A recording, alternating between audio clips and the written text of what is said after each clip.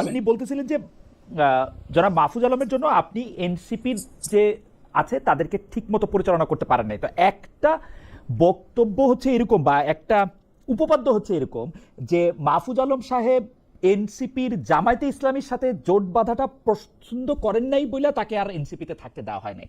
তা আপনি যদি এটা দিয়ে যদি আপনি একটু বলতেন, এটা দিয়ে যদি একটু বলতেন যে জামাত বিরোধিতার জন্য আজকে মাহফুজ আলম নির্বাসিত। না না, মোটো না। মাহফুজ প্রথম থেকে এনসিপি এবং আমাদের অনেকের কাছে, আমি ওকে স্নেহ করি, আমি এখন ওকে প্রোটেক্ট করবো, ভালো যেটা করছে এটা আমি সবসময় বলবো। কিন্তু পলিটিক্স ডিফারেন্ট থিং। পলিটিক্স যখন কথা বলবো আমাকে 17 কোটি 18 কোটি মানুষের কথা চিন্তা করতে হবে, মাহফুজ আলমকে তখন গৌণ হয়ে যাবে। মাহফুজ কিসের ভিত্তিতে আমাকে বলেন যে এই ক্লিন্টন ফাউন্ডেশনের গেছে গণঅভ্যুত্থানের পরপর, তার তো যাবার কথা না। ও কেন তোদের ডক্টর ইউনূসকে বলতে পারতো যে মার্কিন ডক্টর ইউনূসের ব্যাপক ব্যক্তিত্বের সামনে হয়তো মাহফুজ বলতে পারেন না। না, কেন? এটা তো বোগাস কথাবার্তা। আমরা তো একসঙ্গে একটা রাজনৈতিক চিন্তা করছি। আপনি সেখান থেকে আপনি হঠাৎ করে কথা নেই বার্তা না চলে গেলেন, এবং তার আগে আপনি ফরাদ মাদার সম্পর্কে বক্তব্য দিলেন।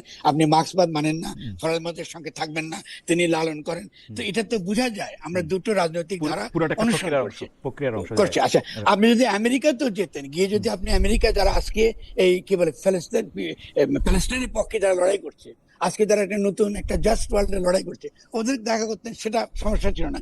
আপনি গেছেন ক্লিন্টন ফাউন্ডেশন। ক্লিন্টন ফাউন্ডেশনটা মানে কি? একটা দুর্নীতিগ্রস্ত, আর ক্লিন্টন একটা ওয়ার মঙ্গার। মার্কিন যুক্তরাষ্ট্রে একটা ওয়ার মঙ্গার। ডক্টর ইউনূস ওখানে মাহফুজকে নিয়ে গিয়ে পুরো গণঅভ্যুত্থানের বিপরীতে তিনি দাঁড়িয়েছেন ওই প্রথম দিনে। তখনই মনে সঙ্গে সঙ্গে চিনে ফেলেছি যে উনি কি জন্য এখানে করতে এসেছেন। আমি মনে হচ্ছে এগুলো তো ডেফিনেটলি। আপনি কেন ক্লিন্টন ফাউন্ডেশনে যাবেন? ক্লিন্টন ফাউন্ডেশন তো আমেরিকা না, ক্লিন্টন ফাউন্ডেশন আমেরিকান জনগণ না। আমেরিকাতে আপনি দেখেন, আমেরিকাতে দেখবেন ক্লিন্টন ফাউন্ডেশন সম্পর্কে কি কি তথ্য আছে, আপনি খালি সার্চ দেন। তাহলে এটা জানার পরে ডক্টর ইউনূস কেন, আমি তাকে প্রশ্ন করছি এখন, আপনি কেন ক্লিন্টন ফাউন্ডেশনে গিয়েছেন? আর কি দুনিয়াতে জায়গা ছিল না?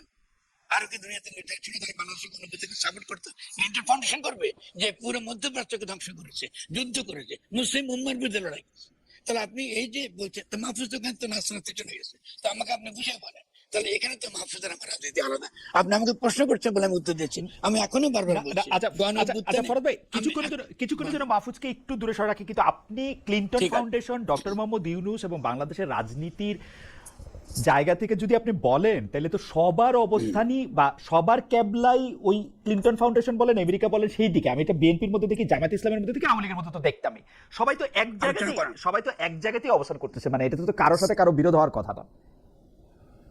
হচ্ছে না তো। আপনি কি মনে করেন ডক্টর ইউনূস যেটা করেছেন, উনি ফিরে এসে গণঅভ্যুত্থানটা করেছে কে? জনগণ। ডক্টর ইউনূস কি এসে কোনো জনগণের সঙ্গে কথা বলেছে? তুমি জনগণের সঙ্গে কথা বলে না। উনি এসে কথা বলেছেন কার সঙ্গে? উনি এসে কথা বলেছেন বিএনপির সঙ্গে। উনি এসে কথা বলেছেন এনসিপি তখনও পর্যন্ত একটা রাজনৈতিক দল না। তাহলে কোন বৈধ নীতির ভিত্তিতে তিনি এনসিপির সঙ্গে কথা বলেছেন? এনসিপি তখন তো রাজনৈতিক দলই না। আচ্ছা, তারপরে আপনি করেছেন জামাতের সঙ্গে, জামাতের তো কোনো নিবন্ধন নেই। তাহলে আপনি এই যে তিনি যে প্রক্রিয়া শুরু করেছেন জনগণকে বাদ দিয়ে গণঅভ্যুত্থানের পরে, এই তিনজনের সঙ্গে প্রধানত তিনি কথা বলেছেন। তো কথা বলতে তখন তো আমি এগুলো বলেছি বারবারই আমার পুরনো দেখবেন আপনি প্রত্যেকটা ভিডিওর মধ্যে আমি কথা প্রশ্নটা তুলেছি।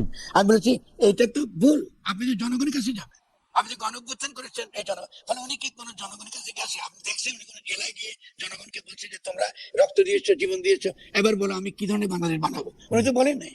ফলে উনি তো এখানে এসেই মূলত যে এজেন্ডা নিয়ে, সেই এজেন্ডা তিনি পূরণ করে দিয়ে তিনি চলে গেছেন, শেষ, একটা ফেজ ফিনিশ।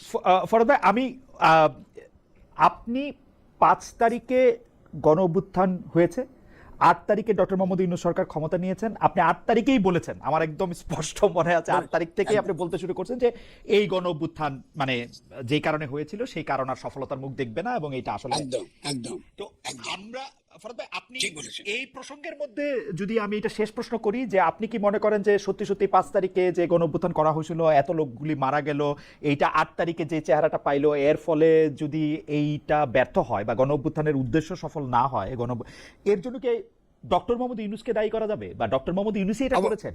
মানে ইতিহাসে কি উনাকেই এই গণ অভ্যুত্থান ব্যর্থ করার? আমরা ব্যক্তি ইম্পর্টেন্ট নাই। ডক্টর ইউনূসের মাধ্যমে আপনি যখনই পুরনো রাষ্ট্রটা টিকিয়ে রেখেছেন, মানে হাসিনাহীন হাসিনা ব্যবস্থা, তার সংবিধান থেকে শুরু করে তার আমলাতন্ত্র থেকে শুরু করে তার নীতি, তার সমস্ত কিছু আপনি টিকিয়ে রেখেছেন, তাহলে অবশ্যই ডক্টর ইউনূস তার জন্য সিঙ্গুলারলি দায়ী হবে। এই ইতিহাসে তো তাকে জবাবদিহি করতেই হবে। এবং তিনি আপনি কি মনে করেন যে এটা সম্পর্কিত যে এর পরপরই ক্লিন্টন ফাউন্ডেশনে যাওয়া মাহফুজ আলম সাহেবকে মেটিকুলাস ডিজাইনার সবগুলি কি সম্পর্কিত নাকি মানে সব অবশ্যই সম্পর্কিত। এমনকি সেদিক থেকে তো আমরা মার্কিন যুক্তরাষ্ট্রের সমর্থন পাবো না, কারণ আপনি তো গিয়েছেন ক্লিন্টন ফাউন্ডেশন, ডেমোক্রেটিক পার্টি, আপনি তো রিপাবলিকান থেকে আপনি অ্যান্টাগনাইজ করে দিয়েছেন। ইভেন কৌশলগত ভাবে ডক্টর ইউনূস ভুল করেছেন।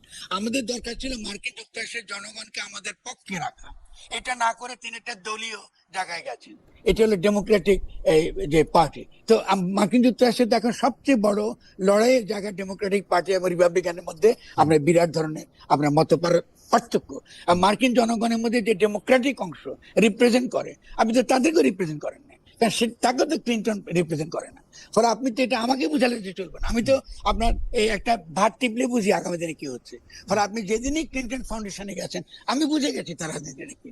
ফলে আমি মনে করি তার জন্য তাকে বারবার শুনুন, তাহলে এটা খুব ইম্পর্টেন্ট বুঝতে পারে, আমি তাকে সঠিক পথে আনবার জন্য কাকুতি মিনতি করেছে। আমার প্রত্যেকটা ফেসবুকে দেখবেন আমি বারবার বলেছি তাকে আমরা প্রত্যেকটা পদে পদে সেনাবাহিনীর চাপ থেকে তাকে আমি রক্ষা করেছি। আজকে আমি এটা বলতে বাধ্য হচ্ছি, কারণ সেনাবাহিনীকে তিনি অ্যান্টাগনাইজ করেছেন। আমি সেটাও আমরা চেষ্টা করেছি যেন কাজটা করতে। আমার কি স্লোগান ছিল, আমি বলছি আমরা একটা পূর্ণ ক্ষমতা সম্পন্ন অন্তর্বর্তীকালীন সরকার চাই, আমরা সেনা সমর্থিত উপদেষ্টা সরকার নাই চাই না। আমি দেখেন বারবার বলেছি। আমি এখন ডক্টর ইউনূসকে এখন পাবলিকলি জিজ্ঞাসা করবো, তারা কি একবারও তাই ইচ্ছা হয় নাই যে আমি কি বলতেছি আমার কথাটা তিনি একবার ডেকে আমার কথা শুনতে? আমি কি জনগণ নই? তিনি কি মাহফুজের কাছে শুনেন নাই যে পুরো গণ অভ্যুত্থানের পেছনে তত্ত্বগত হোক কে ছেলেরা হোক যাদের সঙ্গে আমি কোনো না কোনো ভাবে যুক্ত, উনি আমার সঙ্গে কোনো কথা বলেছেন? উনি তো এক কারোর সঙ্গে কথা বলেন না। আমরা কিছু না বাংলাদেশ। উনি বাইরে থেকে লোক নিয়ে এসছেন। আলী রিয়াজ দেখেন, আলী রিয়াজ ফাইন, আমার বন্ধু, আমি পছন্দ করি ওকে, ও তো মার্কিন নাগরিক। তো আপনি একটা মার্কিন নাগরিককে বসিয়ে দিলেন আপনি আমার সংবিধান সংশোধন করার জন্য। ও তো মার্কিন নাগরিক, ও তো শপথ নিয়েছে মার্কিন যুক্তরাষ্ট্রের স্বার্থ দেখার জন্য, সে নিতেই পারে। তাকে আপনি কনসালটেন্ট আকারে রাখেন, আপনি জনগণের উপরে তাকে বসিয়ে দিয়েছেন। এর চেয়ে বড় অপমান কি হতে পারে ডক্টর ইউনূসকে অবশ্যই এটা জবাবদিহি করতে হবে। আপনি এটা আওয়ামী লীগের ওই ষড়যন্ত্র, এটা এক জিনিস না। আওয়ামী লীগের সঙ্গে মোকাবেলা আমরা করেছি, শেখ হাসিনার সঙ্গে, এই আজকে ইন্ডিয়ার সঙ্গে কি শুভেন্দু অধিকারী বলুন, এই মন্ত্রীর সঙ্গে আমরা লড়াই করতে পারবো। ওইসব কথা বলে আমার লাভ নাই। ফলে বাংলাদেশে আওয়ামী লীগ যদি এসে থাকে, আসবার জন্য ডক্টর ইউনূস দায়ী, মাহফুজরা দায়ী। তারাই যেই পরিমাণ আপনার আমাদের সংস্কার দরকার ছিল, এমনকি সেনাবাহিনী যারা এই গণ অভ্যুত্থানে অংশগ্রহণ করেছিলেন তাদের মধ্যে দেশপ্রেমিক জেনারেল যারা ছিলেন তারা তো ছিলেন, তাদের প্রত্যেকের সঙ্গে তারা বিশ্বাসঘাতকতা করেছে। এখন আপনি কথা হচ্ছে আপনি তো সেটা কি ব্যক্তি তো ইম্পর্টেন্ট। আপনি তো গণ অভ্যুত্থানের পরে এসে আপনার প্রথম কাজ দরকার ছিল একটা নতুন গণতান্ত্রিক প্রক্রিয়া শুরু করা। ফরহাদ ভাই, আমরা পরবর্তী প্রসঙ্গে যাব। একটা দর্শকের একটু প্রশ্ন যদি আপনি একটু এক লাইনে জবাব দেন। জনাব আতিক উনার নাম, উনি আপনাকে দার্শনিক সম্বোধন করে বলেছেন যে প্রশ্ন করতে, যদি ইউনূস সাহেব বিশেষ এজেন্ডা পালন করে থাকেন তাহলে আপনার স্ত্রী কেন সেই সরকারে ছিলেন, আপনার কি নিষেধ করা উচিত ছিল না? আপনি ইচ্ছা করলে জবাব দিতে পারেন, এটা অনেকবার উনি প্রশ্ন করেছেন। ভেরি খুব ভালো। আমার স্ত্রীকে এবং মাহফুজকে এবং নাহিদকে এবং আসিফকে আমি যে সরকারে থাকতে বলেছি, এটা হলো কৌশলগত প্রশ্ন। আমি তো স্টুপিড না, ফলে আমাকে তো এই লড়াইটা চালাতে হবে। ফলে আপনি ওখান থেকে আমার স্ত্রী না গেলে কি এমন পরিবর্তন হতো ওখানে? আপনি তো ওই লড়াই থাকার কারণে অন্তত কিছু কিছু মন্ত্রণালয়ের যে তথ্য আপনাকে আমি এখন বলতে পারছি, আমি এখন বাংলাদেশে অন্তত অন্য কিছু হোক বা না হোক, মৎস্য এবং প্রাণী সম্পদকে কি করে পুনর্গঠন করতে হয় তার তো সম্পূর্ণ একটা চিত্র ছবি আমার মধ্যে আছে। আমাকে তো বাংলাদেশ গঠন করতে হবে। ফলে যারা কোনো কাজ করে না তারা এইসব অলস প্রশ্নগুলো করে, যার কোনো যুক্তি নেই। এটা তো লড়াইয়ের অংশ। লড়াই কিছু কৌশল থাকবে, কিছু নীতি থাকবে। নীতির প্রশ্নটা আমার স্ত্রী যখন ছিল তখন আমি যা বলছি আমি এখনো তাই বলছি, নতুন তো কিছু বলছি না।